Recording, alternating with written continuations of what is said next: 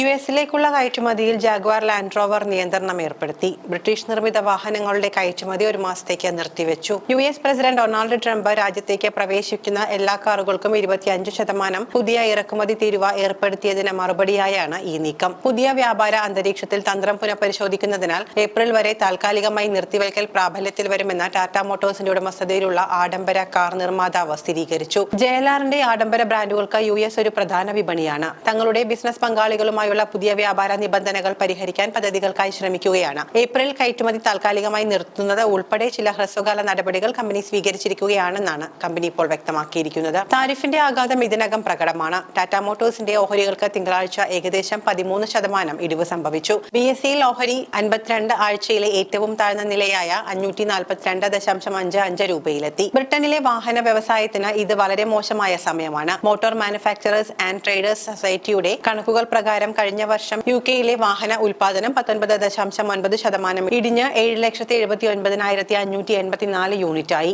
കയറ്റുമതിക്കായി ഉൽപാദനത്തിന്റെ 77%-ലധികം വരുന്നതിനാൽ ഈ മേഖല ആഗോള വിപണികളെ ആശ്രയിക്കുന്നുവെന്ന് വ്യക്തമാണ്. യൂറോപ്യൻ യൂണിയന് ശേഷം ബ്രിട്ടീഷ് കാറുകളുടെ രണ്ടാമത്തെ വലിയ മാർക്കറ്റാണ് അമേരിക്ക. മൊത്തം കയറ്റുമതിയുടെ ഏകദേശം 20%-മാണിത്. JLRനെ സംബന്ധിച്ചിടത്തോളം യുഎസ് ഒരു പ്രധാന വരുമാന മാർഗമാണ്. അതിന്റെ ആഗോള വിൽപ്പനയുടെ 23%-ലധികവും 2024 സാമ്പത്തിക വർഷത്തിൽ 4 ലക്ഷത്തിലധികം യൂണിറ്റുകൾ അവിടെ എത്തി. എല്ലാം യുകെയിലെ നിർമ്മാണ സൗകര്യങ്ങളിൽ നിന്നാണ് സംഭവിച്ചത്. ഏപ്രിൽ 3 താരിഫ് ഔദ്യോഗികമായി പ്രാബല്യത്തിൽ വരുന്നതിന് മുൻപ് തന്നെ യുകെ വാഹന നിർമ്മാതാക്കൾ തയ്യാറെടുപ്പുകൾ ആരംഭിച്ചിരുന്നു. പ്രതീക്ഷിച്ച തടസ്സത്തിന് മുൻപ് തന്നെ കമ്പനികൾ ഇൻവെന്ററി വർദ്ധിപ്പിച്ചതിനാൽ യുഎസിലേക്കുള്ള കയറ്റുമതി സമീപകാലങ്ങളിൽ കുതിച്ചുയർന്നു.